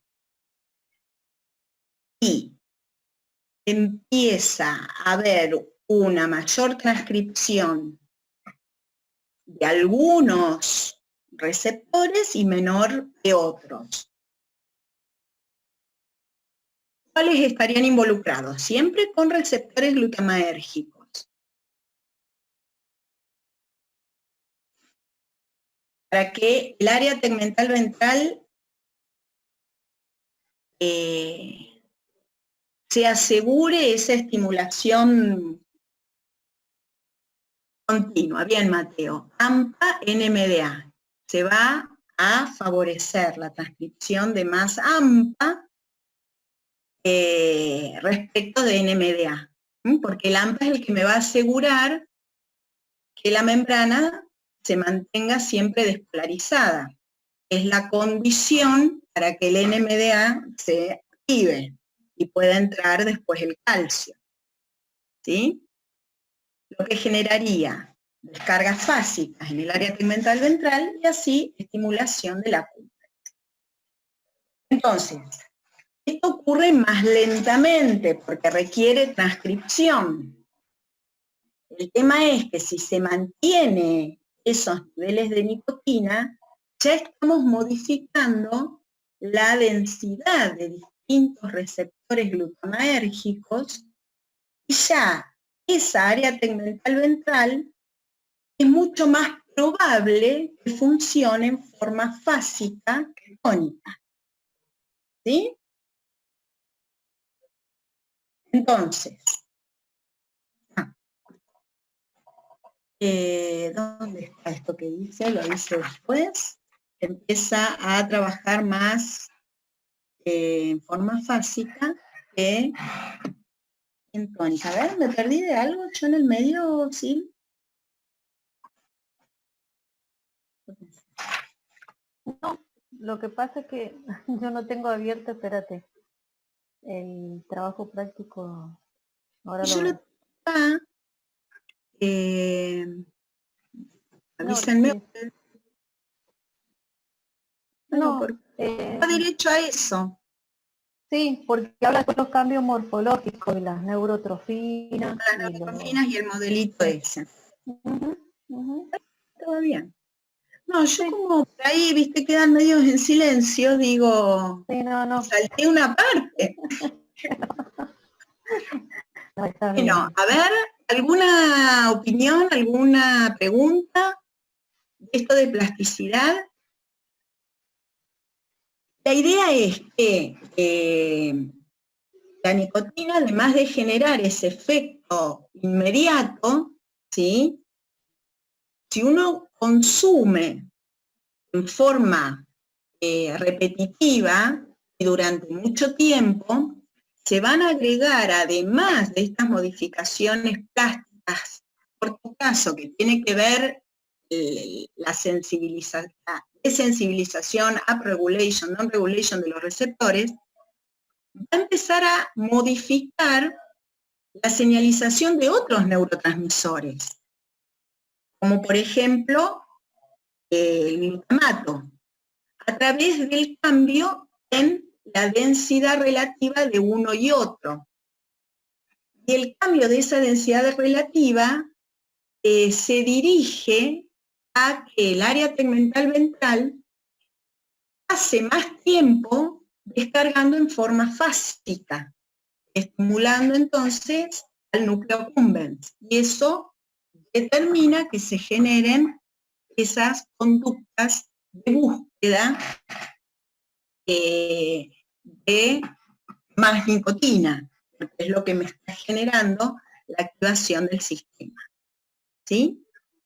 La otra modificación a largo plazo ya tiene que ver con cambios morfológicos, que van a estar mediados por la liberación de neurotrofinas. ¿Sí? Bien, en este modelo les explica qué es lo que hacen las neurotrofinas. Bueno, ahí se ve, a ver qué es lo que ven. Vamos que ya estamos.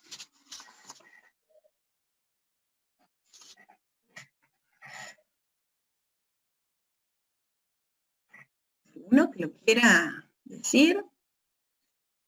Si no, básicamente, bueno, el brain derived factor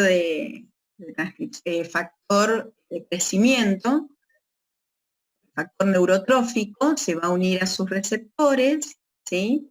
Que van a generar esta cascada intracelular de señalización, que termina modificando la transcripción de diversas proteínas que tienen que ver con la espina dendrítica, la elongación de esa espina dendrítica, y al elongarse la espina dendrítica se estabiliza la unión con la varicosidad pequeña de dopamina, que es la que le está llevando la información. Es decir, actúan simultáneamente.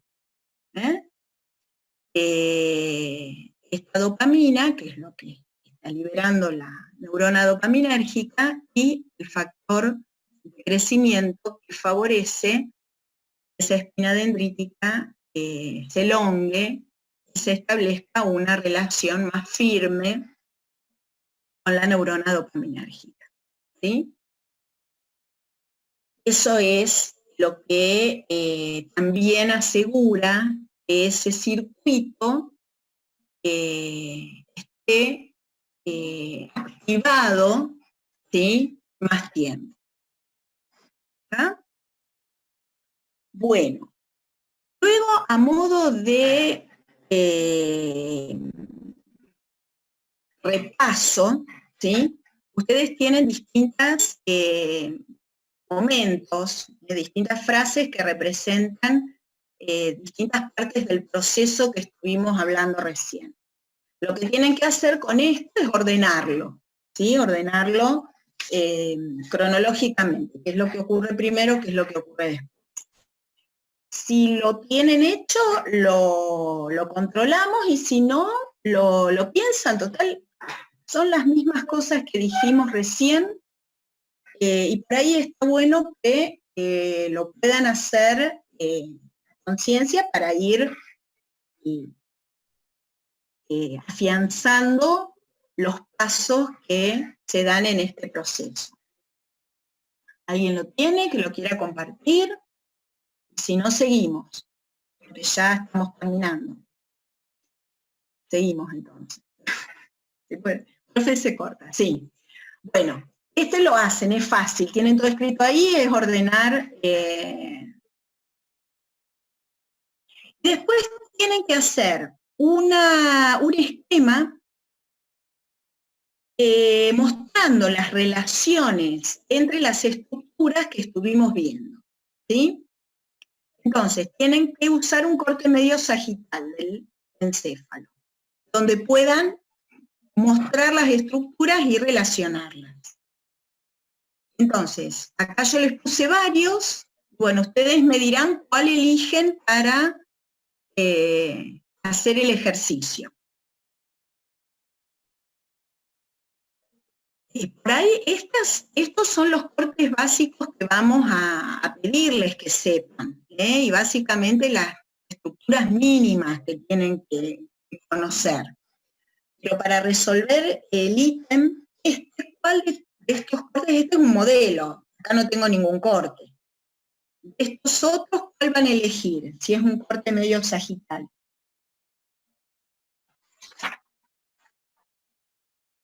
El encéfalo.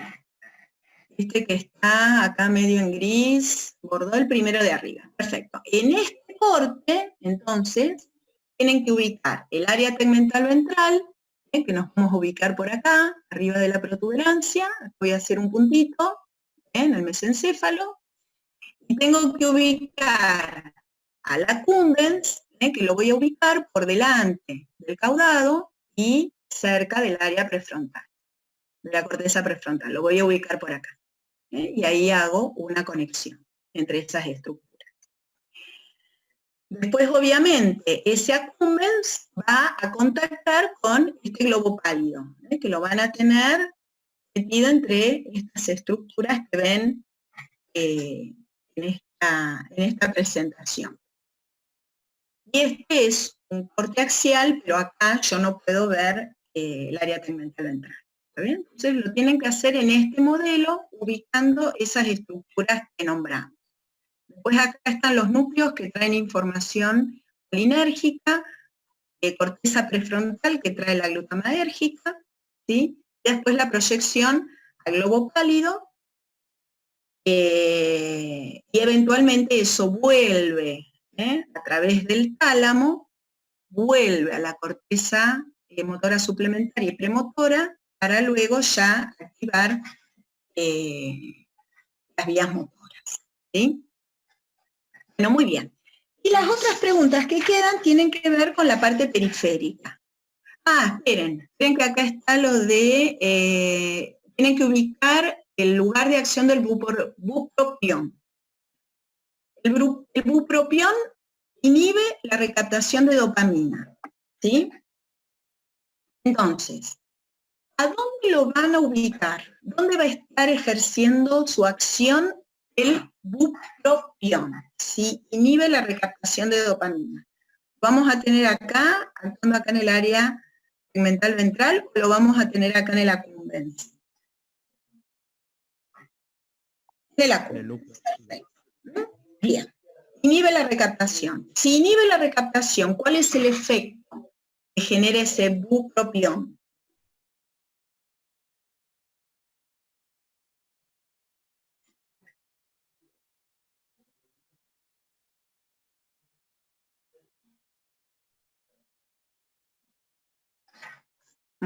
Evita el síndrome de abstinencia. Bueno, sí, en realidad el síndrome de abstinencia viene por la suspensión abrupta de la nicotina. Por eso se le dan los parches de nicotina para que tenga una descarga mínima que evite el síndrome de abstinencia. Pero en realidad el bupropión, al estar inhibiendo la recaptación de dopamina, lo que asegura es esto, es que se acumule o que haya algo de dopamina en el accumbens para mantener este circuito de la recompensa algo activado. ¿Está bien? Bueno, muy bien. Está en el espacio sináptico, perfecto. ¿Está bien? Es decir, va a estar más tiempo en ese intersticio, ese espacio. Muy bien. Bueno, ¿quedó hasta acá? Bien. Las otras preguntas tienen que ver con los efectos de la nicotina a nivel cardiovascular, que tienen que hacer las hipótesis acerca de los mecanismos. Bueno, y esto tiene que ver con que la nicotina a nivel periférico actúa sobre los receptores nicotínicos en los ganglios, ¿sí? Del sistema nervioso autónomo. ¿Está bien? Acuérdense que el sistema nervioso autónomo, todas las vías preganglionares, ¿sí? Son colinérgicas. Entonces, en el ganglio tenemos receptores nicotínicos que van a recibir esa señal de acetilcolina de la vía presináptica. Como son receptores nicotínicos, siempre están generando una despolarización, un potencial postsináptico excitatorio. De manera que lo que van a generar es una estimulación del ganglio simpático, parasimpático y de la médula suprarrenal. ¿Está bien? Entonces, la estimulación de los ganglios simpáticos de alguna manera genera un aumento de la descarga simpática y todos los efectos relacionados con esa descarga, tanto a nivel cardiovascular como a nivel respiratorio, ¿sí? Y a nivel de los vasos sanguíneos. ¿Está? Es lo que muestra este modelito. Este se hizo, es un experimento en individuos, en personas, controles y tratados.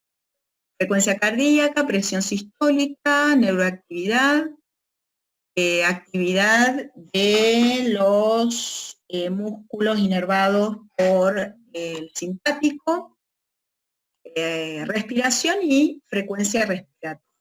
Y se ve que todos estos parámetros se encuentran aumentados o acelerados en los pacientes tratados con nicotina. ¿Ah? Después el otro experimento, ya este es in vitro, en células del glomo, de los cuerpos carotídeos, que tienen que ver con la regulación respiratoria, y se ve que, bueno, la nicotina ejerce el mismo efecto que la acetilcolina en esas células in vitro. Bien, bueno. Y el otro modelito tiene que ver con la nicotina a nivel de la médula suprarrenal, que es lo mismo, ¿no? Va a tener los receptores nicotínicos que reciben la señal preganglionar, y eso determina la entrada, bueno, la despolarización, entrada de calcio y exocitosis de vesículas que ya tienen la adrenalina sintetizada. De manera que va a haber liberación de adrenalina y mayor efecto simpático. ¿Bien? Bueno, y acá para completar cómo están cada uno de los signos o de los efectos sobre estos efectores en una situación donde está activado el parasimpático preferentemente, en una situación, perdón, de ejercicio, y en el caso del fumador, que no está haciendo ejercicio, pero igualmente tenemos activado el sistema simpático a través de la estimulación ganglionar. ¿Sí? Sí, estimula los simpáticos como los parasimpáticos. Acá no hay ningún ejemplo del parasimpático, pero por ejemplo, ponele la motilidad intestinal, que tiene que ver con la estimulación de los parasimpáticos, está aumentada. La acción de la nicotina. Así que por ahí ese sería un ejemplo de el efecto de la nicotina sobre un ganglio parasimpático. ¿Ah? Bien. Bueno, preguntas. 2 minutos nos quedan. No es largo, no se preocupen, lo importante es que que puedan tener una dimensión de lo que es un circuito, de la complejidad que tiene, de los lugares en donde podemos tener variación, que tenemos que pensar no solo en el neurotransmisor, sino también en el tipo de receptor, el subtipo, bueno, el comportamiento. Upregulation quiere decir que o bien hay más cantidad de receptores para un neurotransmisor, o bien el receptor tiene menos recambio, por lo tanto permanece más tiempo en la superficie. ¿Sí? Es como que hay una mayor oferta de receptores en la membrana postsináptica. Eso es la upregulation. Y es más probable con algún tipo de receptor que con otro. Por eso, es muy compleja toda la parte de neurobiología. Pero bueno, eso es lo que nos hace tan plásticos y que nos podamos adaptar a lo que pasa a nuestro alrededor. Estadísticamente no se va al recuperatorio. Ay, Leila, no, bueno, a ver, ha sido un cuatrimestre atípico, ¿sí? Es más difícil, pero obviamente lo hemos visto mucho más, menos detalle, que lo que hubiéramos podido hacer con las clases presenciales. Así que obviamente el examen va a estar elaborado para lo que pudimos hacer en nuestras actividades, ¿sí? Nuestra intención no es, por supuesto, es que ustedes han hecho un esfuerzo muy grande, se ven los trabajos, se ven la asistencia a las clases, así que bueno, esperamos que esta última semana puedan terminar de cerrar los conceptos importantes, estén en las clases de consulta, porque es importante que pregunten o que escuchen los que preguntan los compañeros. Bueno, si medianamente tienen las guías hechas, las guías de autoestudio, ya estamos. Es decir, no se enloquezcan tampoco, pero traten de poder manejar los conceptos en forma adecuada. Sí, van a sentir que no llegan con todo. Entonces, bueno, sepan autoevaluarse, sepan decir, bueno, este tema ya lo manejo, este tema lo sé, lo puedo explicar, lo pude desarrollar correctamente, y este tema no me falta, o no lo puedo explicar, no lo entiendo. Bueno, eso la semana que viene por ahí vamos a estar más abocados a esa parte, a esa última parte. Pero traten ustedes también de ir haciendo un checklist, ¿no? De qué es lo que ya están bien y qué les falta un poco. A ver, Martina, en la potenciación a largo plazo, mayor cantidad de glutamato mayor cantidad de receptores. Bien. En realidad la nicotina lo que hace es modificar la cantidad de receptores AMPA, es decir, hay más AMPA que NMDA, ¿sí? Transcribe más AMPA. Porque supuestamente la influencia cortical, es la glutamatérgica, no varía. Es decir, el individuo está en un ambiente, digamos, estable, donde no tiene alguna otra, donde no tiene una mayor estímulo desde la corteza. Si vos tuvieras mayor estímulo desde la corteza, está bárbaro, activás automáticamente el área tegmental ventral. El tema es que la nicotina lo que te está haciendo es, a través de mayor cantidad de AMPA, vos con la misma cantidad de glutamato, tenés el sistema activado permanentemente, ¿sí? Porque tenés más AMPA. Y eso te permite activar más tiempo los NMDA, ¿sí? En general la cantidad de glutamato la vas a tener igual. Porque si no, sirve.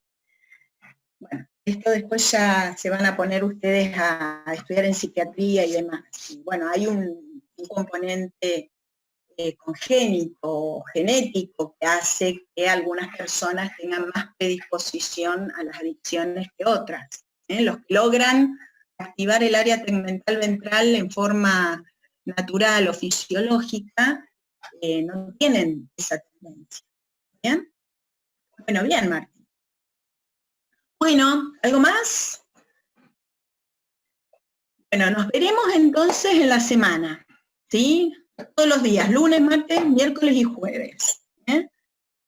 Así hacemos ya lo final. Cuando al principio vimos que el pálido interno manda aferencia, bueno, esa es una retroalimentación también que se hace. Se activa, es decir, la activación de ese pálido interno, a su vez también es otra señal hacia el área tegmental ventral.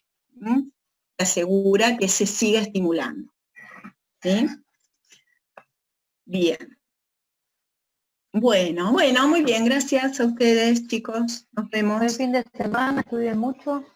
Eso. Y si surgen muchas dudas, acuérdense de ir al foro y colocarlas ahí las preguntas, ¿sí? Así después nosotros las chequeamos. Y... Bueno, gracias, Ma. Bueno, ha sido sí. la verdad que una experiencia muy extraña esto de la virtualidad. Sí. Pero bueno, les agradecemos a ustedes que también se hayan amoldado a todo esto. Sí. Sí, Tal cual. Están estudiando mucho. Pero bueno, este es el último empujón. Bueno, buen fin de semana para todos. Bueno, muy bien. Bueno, Sil, listo. Bueno, nos estamos viendo. Nos vemos, Che. Nos vemos mañana. Bueno, nos vemos. Chau, chau.